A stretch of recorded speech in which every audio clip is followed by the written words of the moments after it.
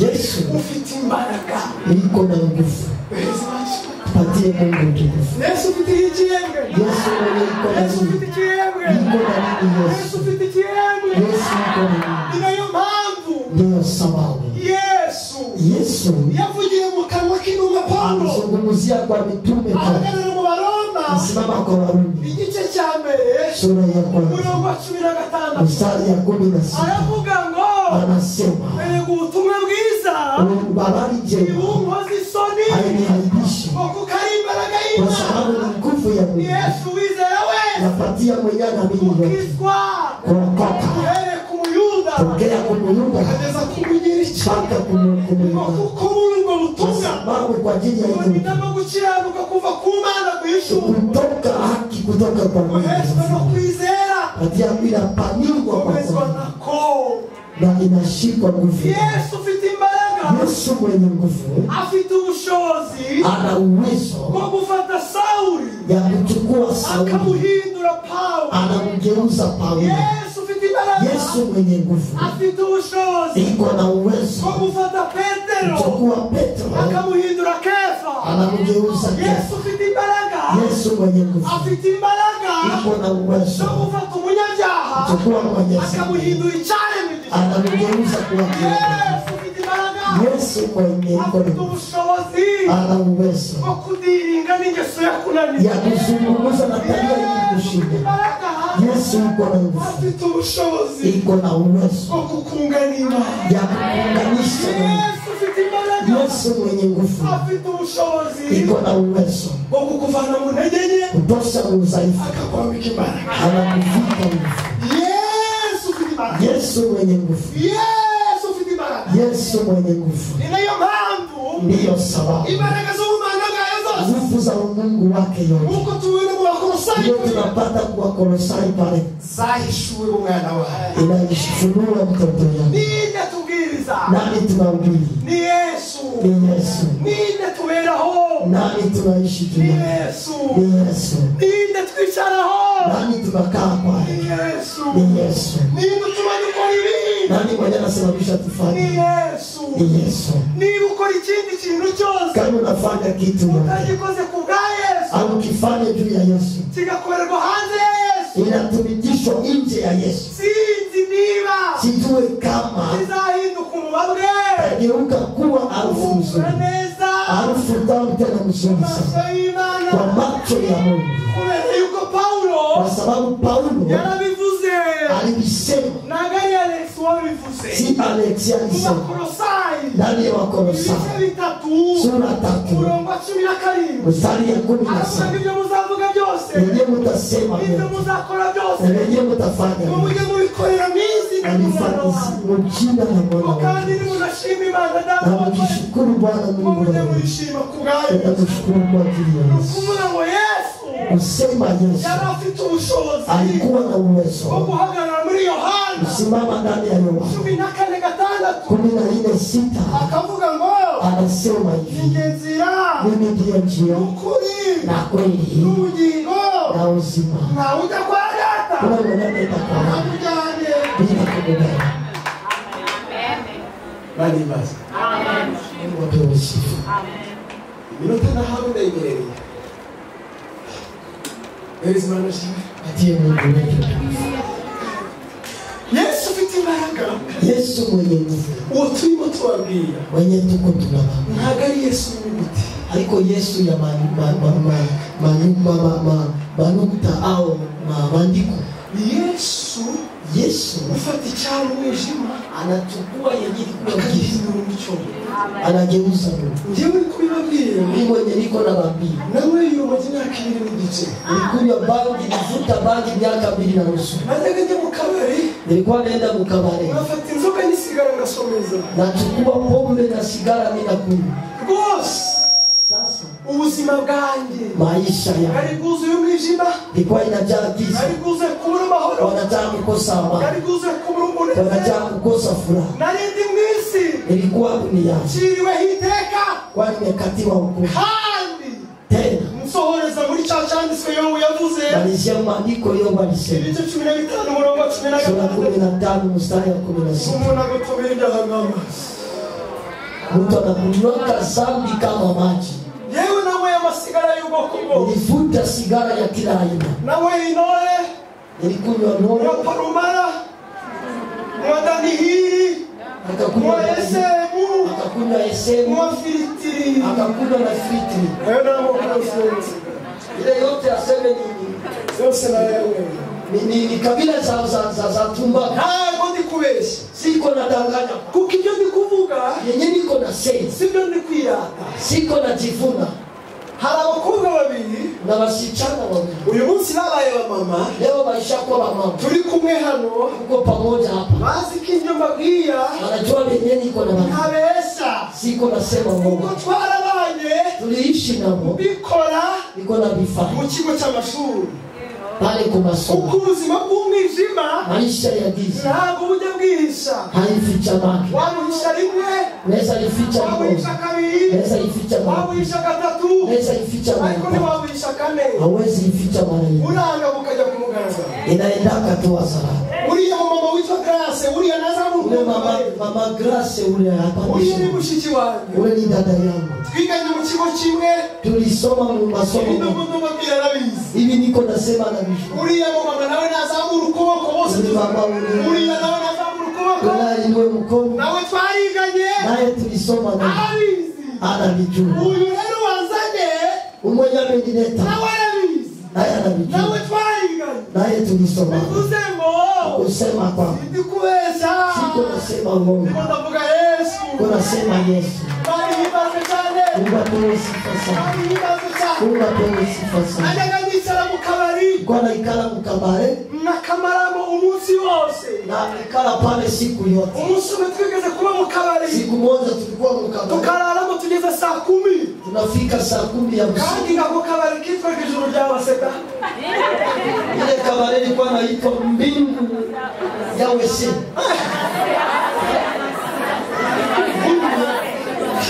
Mbingu ya base. Mirani hano basi kwibasa. Bana ni banaiwa kubase. Kwibasa ni muhazi. Niho nigiye niyo mpamvu kabari kitwa ijuru ry'abaseka.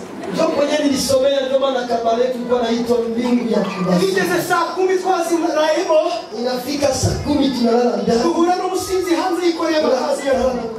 Bezi iko nje anabeba kazi. Tunaje tunamuza sisi uri gucuruza inzoga nijoro. Uko nauzisha pombe usiku. Aravuga ngo mwebwe nahonze. Yeye mlihomba nyuma. Burarirwa yaguye.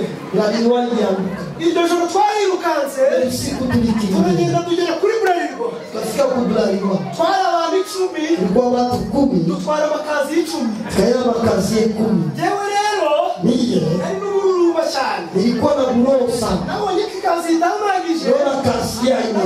Ndaza kumwumvisha bagenzi banjye. Nitaweza kushusha kukuonesha wenzangu. Nikatia ingine. Mfata n'utundi hano. Nikatia na ingine hapa. Akazi yende zishira. Ile kazi yake. Sasa bicara imbere mbabwire ngo tabaikana.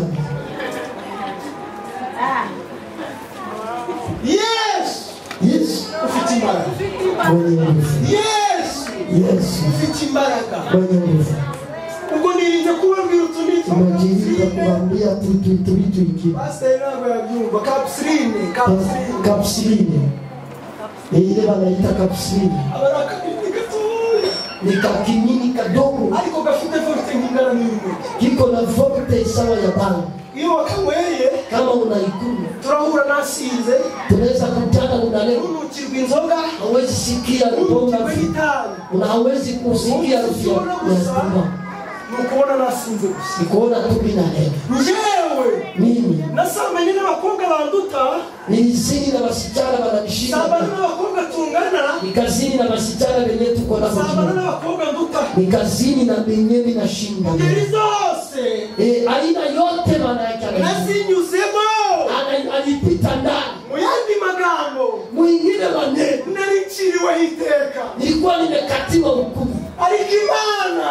Lakini Mungu uko yatanze umwana wayo. Alitoa mwana wake wa pekee. Yavuga ngo yewe mwana wayo. Anasema mwana wangu. Ubugingo. Una uzima. Yapfuye mwisi. Nilikufa dunia. Ukwiye gufata. Unaweza shika. Ubunyabyaha bwe. Unaweza kuchukua ukabishyiraho. Unaitia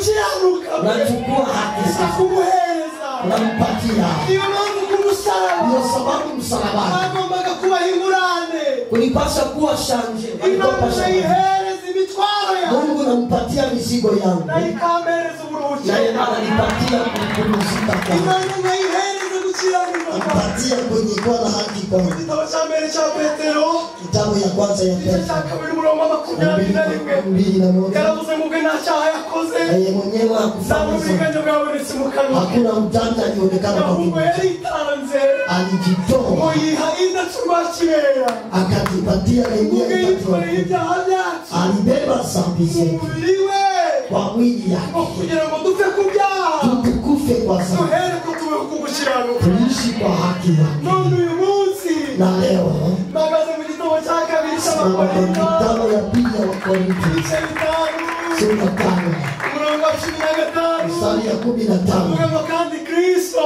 nasema Kristo yapfiriye bose alikufia wote kugira ngo abariho wenyewe wanaishi be gukomeza kubaho ku bwabo wasiendelee kuishi wao wenyewe ahubwo babeho waishi ku bw'uwo kwa ajili ya ule abapfiriye aliyewakufia akanabazukira anafufuka kwa ajili ya ashimira Kristo nashukuru Kristo yuko yambabariye amenisamehe kuri uyu munsi kwa siku ya leo abandiho ninaishi ibereyeho ninaishi ahubwo mbereyeho ninaishi uwapfiriye mwenye aliyenifufia akananzukira na ananifufukia none sigira byumva gute vile kunavisikia tena ishara mu gitabo cy'Abagalatiya kana mu kitabu ya ibice Wagalatia byose wenyewe mnafanya biriho vyema muri uyu mubiri kwa ajili ya hii mwili bikoreshwa natumikishwa no kwizera na kuamini umwana w'Imana mtoto wa Mungu wankunze aliyenipenda akanyitangira anajitoa kwa ajili ya Yesu mwenye nguvu. Uko pamoja? ijambo ryarimo dusoje ni Yesu hindura Neno ya mwisho Yesu anageuza. Yesu hindura ikiwa Abafarisayo bapfaga na Yesu Kitu Wafarisayo walikuwa nafia na Yesu nuko ibyo bavugaga yenyewe alikuwa anasema byahoraga ku rurimi alikuwa anafika kwa ulimi ariko ntibisenge mu mutima lakini alikuwa mu roho zao. Sasa bahanurira Isaya akawatabiria 29 29 umurongo wa 13 mstari wa 13 aravuga ko ubwoko ndabubonye akasema ya kwamba ubwoko ndabubonye taifa inaiona unshimisha iminwa unanifurahisha kwa midomo imitima yabo lakini roho zao iva kure iko mbali na mimi. bansengera ubusa Wananiomba kwa bure n'inyigisho lakini mafundisho inyigisha inayofundisha n'amategeko y'abantu ni sheria za watu. Yesu ahagarariye muri Matayo Yesu asimame ndani ya ibice Mathayo 15 sura 15 umurongo wa 7 mstari ya 7 asubiramo akarudilia aravuga ngo Yesaya hano ijyanye neza Isaya litabiri vyenu mzuri. mwanyaryamwe Ninyi wanafiki ubwoko taifa hili nabubonye naona taifa hili ukinisha iminwa wanafurahisha na midomo ariko imitima yabo lakini roho zao imva kure iko mbali na mimi. kubera iki Juu ya nini? Abafarisayo Mafarisayo inyuma basaga n'intama nje walikuwa nafanana ariko kondoo, imbere n'amasega ryabo ndani walikuwa imbwa mwitu. Abafarisayo Mafarisayo bazi kuririmba amahoro wanajua kuimba ariko mu mutima n'umuvurungano mitima yangu roho zao liko ficho. Abafarisayo Wafarisayo bazi kuririmba wanajua imba umunezero furaha, ariko iyo baryamye lakini wakilala uburiri bwuzura amarira kitanda inajaa machozi. Abafarisayo Mafarisayo bazi kuririmba gukiranuka wanajua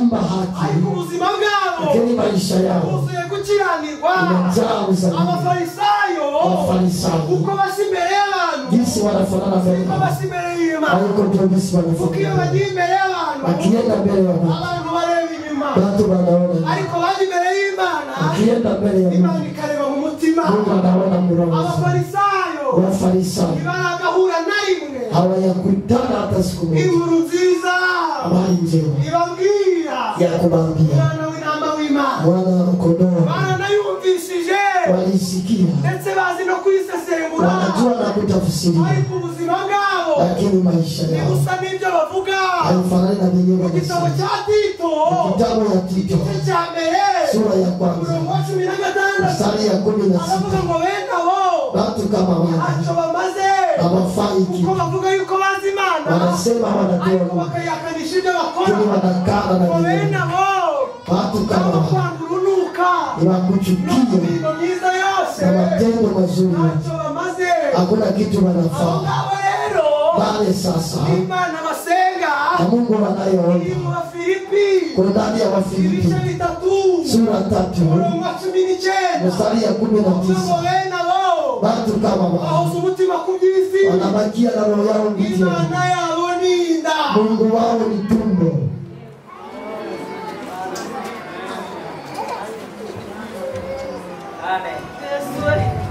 Yesu hindura Yesu anaigeuza, Yesu anaigeuza. nasoje Namaliza, nasoje namaliza. muvandimwe haguruka uzuturimbira karibu gatanasoje Simama, naenda omba tena Mungu. y'umwami Kristo Yesu Mfalme Yesu Kristo idufashe nanone atusaidie tena, nawe igufashe nanone na wewe akusaidie, umwuka w'ubwenge akupe roho ya no akili guhishurirwa ya kufunuliwa, tumuyimenya. isababishe wewe kujua Mungu. Haleluya, Haleluya. Bwana imbazwe sana. Amen. Iwe sawa. Haleluya, Haleluya. haleluya. Haleluya.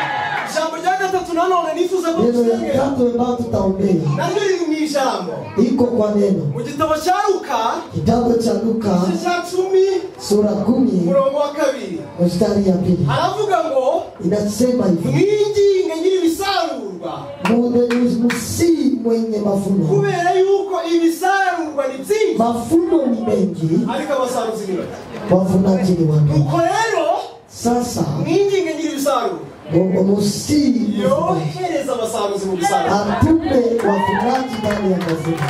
Nanone dusenge Tuombe tena, twinginge Imana Msi yohereza abasaruzi atume mu wavunaji bisarurwa byayo. kwa mavuno yake. Dufite ibisarurwa mu muryango, Kuna mavuno mu jamaa, dufite ibisarurwa mu kazi, tuna mavuno mu kazi, dufite ibisarurwa mu nzira, tuna mavuno mu njia, dufite ibisarurwa mu mihanda. tuna mavuno barabarani. Niba dushaka ko bahinduka Kama tunataka wageuke, bagakurikira Imana y'ijuru n'isi, wafate Mungu wa mbingu na reka nchi, twinginge nyiri ibisarurwa bembeleze mwenye mavuno, yohereza abasaruzi. Amen. atume wavunaji. Yohereza Imana yacu. Haleluya. Ibyo turabikora mu minota mike cyane. Tutafanya kwa dakika chache. Nimunyemere gusenga.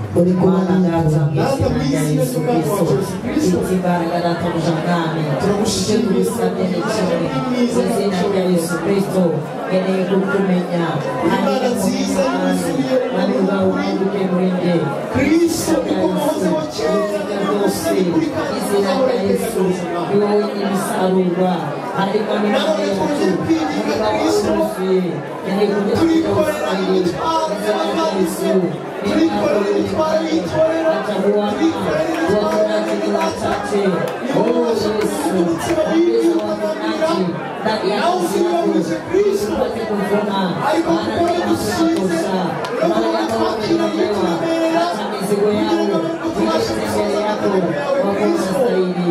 Mwami turirinze kugira ngo wongere uruhura ababisha imitwaro. Rero wabivuze muri Matayo 10:28 uravuga ngo yemwe abarusha n'abaremerewe muze musange ndabaruhura, mwemere ko abagaragu banjye munyigireho kuko ndi umugwaneza kandi noroheje mu mutima. Mwami tanga uburuhukiro mu mitima y'abavandimwe, tanga uburuhukiro mu mitima y'abarushe, tanga gukomera mu mitima ikomeretse, tanga kuzuka mu mitima ipfuye. Byose tubiheshwe n'ijambo ryawe Kristo. Nanone turinginga kugira ngo wagure umurimo wawe, kugira ngo Mwami abasaruzi barusheho kugwira mu murimo wawe. Uko barushaho kugwira, ahari niko n'ibyago birushaho kugabanyuka. Uko barushaho kugwira, ahari niko ibyaha nabyo birushaho kugabanyuka ku bwawe Mwami. Bahamwe natwe muri byose, icyubahiro gikomeze kwicara mu itorero no muri Kristo Yesu Umwami wacu. Amen.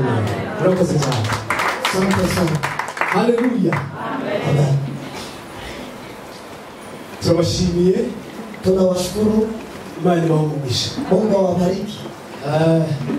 Nkuko twivuze mbere, kama vile tulijieleza mbele. Amazina yangu nitwa Byinshi. Jina zangu ni Byinshi Alex. Nashishijwe. Nimeokoka. Twaturutse ku musozi wa Rwamagana. Tumetoka kwenye mlima ya Rwamagana.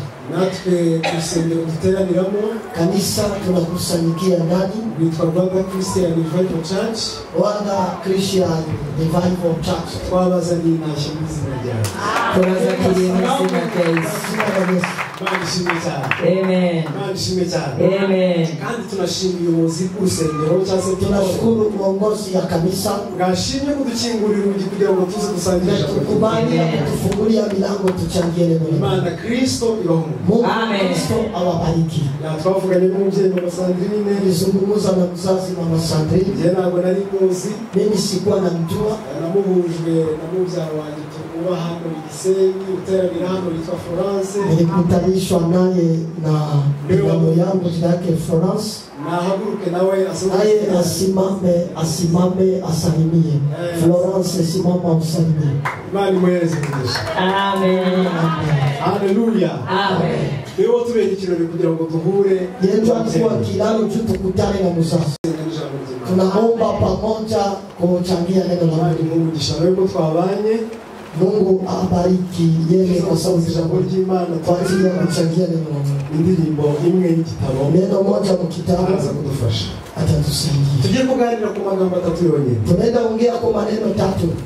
Mani himbazwe cyane. Mungu apewe sifa sana. Mani himbazwe cyane. Mungu apewe sifa sana. Yemwe turi kumwe. Yego pamoja. Twabishimiye namwe mwatwishimiye. Tunafurahia na nyinyi mnatufurahia. Mani shimwe cyane. Mungu asifiwe sana. Ijambo rya mbere tugiye kuganira. Neno ya kwanza tunaenda. Ijambo rivuga ngo ndagira ngo rifate mu mutwe. Nataka uishike kwa maana. Ijambo rivuga ngo ni neno kusema. Yesu aryoha wewe. Anakuwa mtamu peke yake. Mani himbazwe cyane. Amen. Yesu aryoha wewe. Yesu iko mtamu peke yake. Uhaze aryoha wewe. Usozi aryoha wewe. Anasikia uri muzima aryoha. Akiwa mzima anasikia aryoha. Kigonjwa Yesu aryoha. Yesu ni mtamu mwenyewe. Bali basi. Mungu asifiwe. Ndio jambo la mbele nifuza kutuganira. Ile neno ya kwanza nataka tuongee. Ijambo la kabiri. Neno ya pili. Ni jambo livuga ngo ni neno kusema Yesu ufite imbaraga. Yesu ambaye ana nguvu. Yesu ufite iki? Yesu mwenye iko na nguvu. Yesu ufite imbaraga. Yesu ana nguvu. Yesu ufite ubushobozi. Yesu ana uwezo. Kandi uhishurwa anayefunuliwa ni ijambo ry'Imana. Neno la Mungu. Imana ihimbazwe cyane. Amen. Haleluya. Haleluya. Haleluya. Ijambo rya gatatu. Neno ya tatu. Ijambo rya gatatu. Neno ya tatu. Ijambo rivuga ngo neno kusema Yesu uhindura anayebadilisha. Imana ihimbazwe cyane. Amen. Yesu aryoha wenyine. Yesu ni mtamu peke yake. Yesu ufite imbaraga. Yesu ana nguvu. Yesu uhindura. Yesu anabadilisha. Wani tugiye kuganira. Ule ndio tunaenda ongea naye. Kuko twatekerezaga ile tulikuwa nafikiria kuvirwa Rwamagana kutoka Rwamagana tuzanye ubutumwa bwiza leta ujumbe habari umusozi wa Gisenyi kwa mlima ya Gisenyi. Twatekereje kuza kugira ikindi tubamenyesha kufikiria kukitu kingine uretse Yesu. Pasipo Yesu mwenyewe. Imana ihimbazwe cyane. Mungu apewe sifa sana. Patie tena Mungu wetu. Yego turi kumwe ariko? Yego. Tuvuge ngo haleluya. Tuvuge ngo haleluya. Turasoma amagambo atatu. Tutasoma maneno tatu. Abafite Biblia baraza kuzifungura. Wenye liko na Bible zao watafungua. Ijambo rya mbere tugiye guheraho. Neno ya kwanza tunaenda anzia. Ni ijambo riri mu gitabo cy'Abaroma 18:31. Warumi sura 8 mstari wa 31. Rivuga ngo inasema hivi. Mbese ungitima y'umwana wayo. Vile alikunyimana mtoto wake. Ikamutanga ku bwacu twese. Akamtoa kwa ajili yetu sote. Izaburite kumuduhana atakosa kutupatia na vingine vyote. Ariko turi kumwe. Yego pamoja ndugu. Twavuze mu Baroma 18:31. Warumi sura 8:31. Paulo arimo anakubaza. Paulo anakuuliza. Mbese kama vile ukitima y'umwana wayo mbana mwana wake ikamutanga ku bwacu twese. Akamtoa kwa ajili yetu. Izaburite atakosa je kuduhana n'ibindi byose. kutupa na vingine vyote. Amen. Tuvuge ngo haleluya. Amen. Tuvuge ngo haleluya. Mungu alipokuja duniani hari ukuntu yariteye kuna namna alikuwa kuko uhereye kera mu isezerano tokea rya kera zamani kwa agano la kale. Imana ntiyigereraga na rimwe iboneshwa amaso Mungu hakuonekana hata siku moja kwa macho. kugeza ubwo umugaragu w'Imana Mose Fika wakati mtumishi wa Mungu yashatse kuyireba ariko ntiyayibona alitafuta kuona lakini hakuweza kuona. arabivuga mu gitabo cyo mu Kuva Anasema ile kwa kitabu ya ibice Kutoka 33 umurongo wa 14 sura 33 mstari wa aravuga ngo Mana wampaye ibintu byose anasema Mungu nilipa vyote ariko nsigaje kureba ubwiza bwawe lakini nataka nione utukufu wako. Imana irambwira ngo hoya Mose we Akamwambia hapana Musa, naguhaye ibintu byose nimekupa kila kitu, ariko hari icyo kuna nakigura kengine huwezi kufikia, nukukwereka ubwiza bwawe nikukuonesha utukufu ngo wako. kuko umuntu atandeba mu maso Mtu gawe hawezi kuniona macho alishi, kuko nkugiriye kwa imbabazi sababu nimekurumia, ndagufata nitakushika ushyire mu rutare kuweke kwa mwamba, nuruhagararamo hagati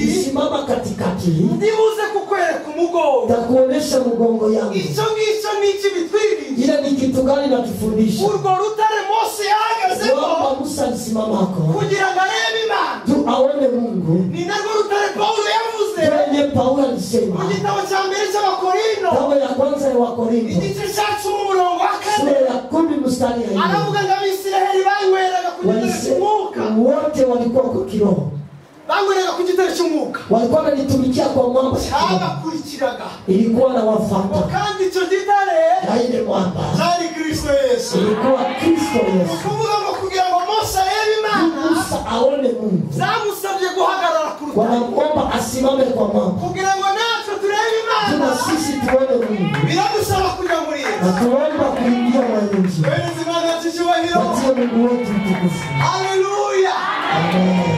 maze mu gihe gikwiriye Wakati inayofaa Paulo arabivuga Paulo anasema mu gitabo cy'Abafilipi ibice 2 umurongo wa Baba wa 6 Filipi sura 2 mstari ya 6, aravuga ngo wowe yabonye yuko guhana n'Imana atari ikintu cyo kugunda aliona kwamba kuishi pamoja na Mungu si kitu cha kung'ang'ania, yambaye ubusa lakini akajipaka bure, yambara kamera k'umugati akavaa tabia ya mtu ya kuko mtumishi. yabonye yuko Aliona ya kwamba akwiriye guhinduka umugaragu stahili kuwa mtumishi, mtumwa wa Mungu. mbese uwo ninde wabonye Yule yuko guhana kijana n'Imana aliona kwamba kukuwa sawa na atari Mungu ikintu cyo kugundira sio kitu ya kung'ang'ania. ni Yesu mwami wacu Ni Yesu mfalme ariko wetu, turi kumwembi lakini tuko tuvuge pamoja, ngo haleluya tuseme haleluya, tuvuge ngo haleluya tuseme haleluya. ijambo rya mbere ryazanye mu isi Yesu ya kwanza ileta Yesu ni duniani, uguhereza icyo umuntu atari afite kupana kenye mtu hakukuwa nacho. n'icyo umuntu atari afite Kitu gani mtu hakukuwa nayo? icyo nicyo cyazanye Kristo Ndio kitu kilileta Kristo duniani. ese umuntu yari afite imyambaro Mtu alikuwa na mavazi, yego yari afite imyambaro ndiyo alikuwa na mavazi. ese umuntu yari afite amafi Je, mtu alikuwa na samaki? yego yari afite amafi Alikuwa na samaki. ese umuntu yari afite Je, imitsima mtu alikuwa na ugali? yego yari afite Ndiyo imitsima alikuwa na ugali. n'icyo umuntu atari afite Kitu gani mtu hakukuwa ni nayo? ubuzima bw'Imana mu buzima Ni bwe uzima ya Mungu ndani yake. kandi hibazwe cyane Mungu apewe sifa. ariko yemwe turi kumwe Lakini tuko turi pamoja. kumwe yemwe Tuko pamoja. Yesu aze mu isi Yesu kuja duniani kugira ngo aduhishurire icyo yaje kuduha atufunulie Kenya alikuwa kutupatia. yaje akoresha ibyo dufite Alikuwa anatumikisha wenyewe aravuga tunaona. ngo kugira ngo aba bantu banyuze Nasema watu wanisikie. ndabasanganye imitsima Na wakuta na ugali. nanjye ndaza amahereza imitsima Na mimi nitawapatia ugali. kugira ngo aba bantu banyuze Ndio watu wanisikie. ndabatuburira amafi Nitaongeza samaki. kugira ngo nanjye bamenye yuko akari njye Ndio wajue kwamba haiko mimi.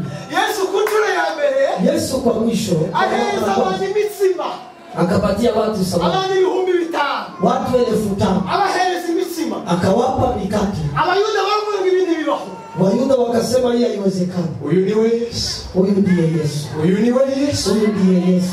uyu niwe Yesu Huyu ndiye Yesu. ku nshuro ya kabiri Kwa mara ya pili Yesu azanye imitsima Yesu akaleta mikate. ahaza abantu 4,000 Furaha akaribisha watu 1000. baravuga ngo dusize byose Kasema tunaacha vyote. twabonye umugabo uduhereza Tumeona imitsima wanaume anatupa mikate. bitadusaba gutanga ifeza Yenyewe alituombe kupana pesa. ku nshuro ya gatatu Mara ya tatu barirukanga bamusanga ku nyanja ya Tiberi akamkuta kwa bahari ya Tiberia. baramubwira ngo mwami Wakamwambia mfalme, twabonye ari wowe ufite imitsima tumeona wewe ndiye unaye mikate. waduhaye imitsima Tupatie mikate. ahogeze muri Yohana basi nimefika kwenye Yohana ibice bitandatu sura 6 umurongo wa 25 mstari wa 26. Yesu arabasubiza ngo Yesu akawajibu, nababonye nimewaona, igituma munshaka sababu mnanitafuta sijya bimenyetso nakoze si alama nilifanya tu muamini, ahubwo lakini ni ya mitsima mwariye ile mkate mlishikula ni ya mnashiba, mitsima mwariye ile mkate mlikula mnashiba, cyatumye nyibahereza ilisababisha niwapatie kugira ngo mumenye yuko ili mjue kwamba ari nyewe mutsima ni w'ubugingo. mimi ndio mkate wa uzima. barangije barahindukira ng'ikigabo cyasaze Huyu Bwana ni mwenda wazimu, none harimo aratubwira ngo niwe mutsima. natuambia yeye ndiye mkate. Bose barahindukiye baramuta Wote wakamtupa icyo wakaenda, bamushakagaho kitu walikuwa namtafuta ni imitsima. ni mikate. Bamaze kubura imitsima Wakisha kosa mikate barahindukira baravuga ngo wakageuka reka wakasema, twongere tujye kwishaka mwiza. acha twende tafuta mikate duniani. ahindukira abigishwa be Kageukia wanafunzi wake, arabaza ngo mbese namwe murashaka na nyinyi kunsiga? mnataka muniache? Petero ahishurirwa n'Imana. Petro akafunuliwa na Mungu. Yohana 6:30 Yohane 6 aravuga ngo mwami sema mfano, mwami mfano twakuvaho tunaweza kutoka twende wapi? ari wowe Ni wewe amanyamo meza y'ibiri. na maneno ya uzima. Yesu aryoha wenyine. Yesu ni utamu peke yake. Ushonje Yesu aryoha. Mwenye iko na njaa Yesu ni Uhaze utamu. Yesu Mwenye aryoha. washiba Yesu ni utamu. Arageze ngo tunezererwe Imana Fika tufurahie Mungu. n'igihe tuticaye mu bitunezeza. Na wakati hatuikale mwenye nyabi tufurahishe. Twishimire Imana Inafika tufurahie Mungu. n'igihe twicaye mu bitadushimishije. Wakati tunakaa mwenye nyabi Iyo tufurahishe. wageze kuri icyo kigero Kama unafika kwa ile hali, uhagarara nka Yobu. unasimama kama Yobu. Igice cya mbere 22 Sura ya kwanza mstari wa akavuga 10. ngo navuye mu nda ya mama nambaye Kutoka ubusa mtume mama yangu na baba. nzasubira mu nda y'isi ntacyo nambaye. Tarudia mtume ya nchi sio. Uwiteka niwe wabimpaye Mungu ndiye alinipa. kandi Uwiteka ni ugisubije. Mungu ndiye anajalia izina na ry'Uwiteka rishimwe. jina la Bwana likiwe juu. Haleluya. Ariko ngo turi kumwe? Yego. Turi kumwe yemwe? Yesu barashishubahira. Tupatie Mungu wetu mtukufu. Imani hibazwe cyane. Mungu asifiwe sana. Yesu avuga neza cyane. Yesu anasema vizuri. Muri Matayo 6:35 Mathayo 6:35. aravuga ngo niki kibaganyisha imyambaro, Kitu gani nawafanya niki mnungunikie mavazi? kibaganyisha ibyo kurya? Nawaletea kunungunikia mavazi. Nimuhindukire murebe mu kirere, Mweke muangalie kwenye ardhi. murebe ibikona, Muone kwa ntabwo bibiba havipande, nta nubwo bisarura, havivune. ariko Imana irabigaburira. Mungu anavipatia None chakula. se mwebwe Na nyinyi ntabwo mubibata? hamuvishibi. arambwira ngo reka mbabwire, Kasema acha niwaambie. nimubanze Mutafute Bwana. mushake Utafute Bwana. ubwami bw'Imana Falme ya Mungu. no gukiranuka kwayo, Na haki yote. hanyuma ibindi Na nyingine yote. bizaboneka.